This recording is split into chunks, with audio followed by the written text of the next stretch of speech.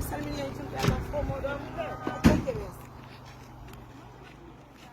alaikum baba. On jarama.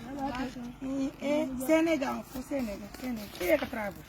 Boy, ko do yaade. Aw do ngi jam dara redo. On ngi jam. Aw dara redo. Baba. Anne la no mara ko. Ni no hay fi. Kono gaina to Mariama Touré. Nala inde mon kara. Ito mon kara ki. Mo ngandi ti la won yeta. Kono nala ito be. Aw no hay fi. Nala no ito mon kara di. Sa suka. Awara ko te dugale mom biro. Ko pero kali on jaram baba. Awara yi. Ko do maro biro. Ngadi do maro. E bido lebba. Sa suka. Are ko partner yande wonu be Amerique.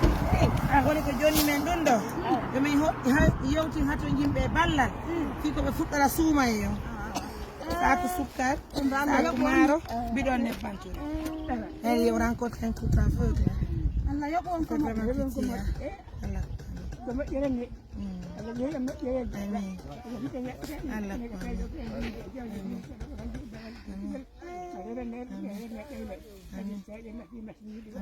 Allah yoɓiro moƴƴere mum nde wurna bobo Allah firtu arsataji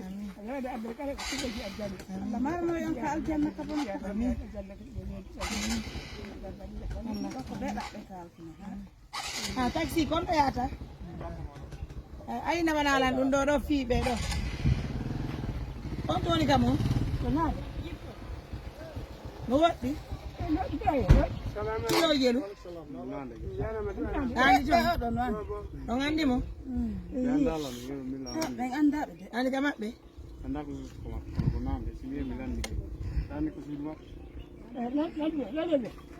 konto falla yo andi meɗen balladinoɓe ma hi on semtanen hi konto yata make o ɗo mi yoɓamo onaɗa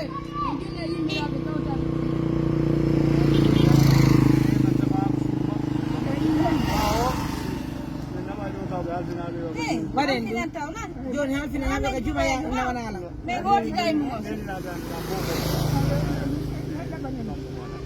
ganani gan ko nimmi on ko ko jonnadiran talan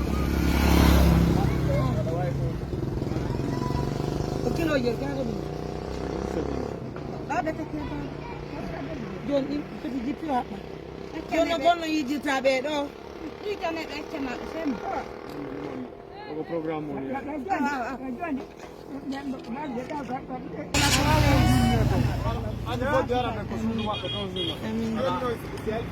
haɓe helfide ɗo ɓe ka juɓa ɓe yaada e mum Allah joyi o moƴƴere joni yenten mbuɗa cokko moto ɗo kaɓana e moto waɗa ɗon ka ettan gogo so nani joni nene oɗo ɗettata oɗo ko julɗo ni joni acce ɗaɓɓen yonka juma haro mi jonnama coggu moto mon kadi goo bakko ɗon ɗon ɗetten ɗonama foɗani min hotida e mum ɗa ɗonno moƴƴi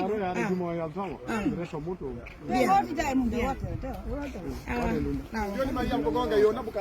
wotere jumo yalte yetta o moto on say min hotida e mum awne gari an ɗo darto ko juma ɗo siwtama nanne albarka walla yo ɓeto bidon ne banama ɗo ko seri namu ɗo barka nannene sedi jotanila waɗi lavation ko ɗo a poto wallo nani baba aron han ɗon nani albarka seni mesdames, messieurs, vous avez vu comme une fois c'est important de faire le sacrifice pour le mois de Ramadan.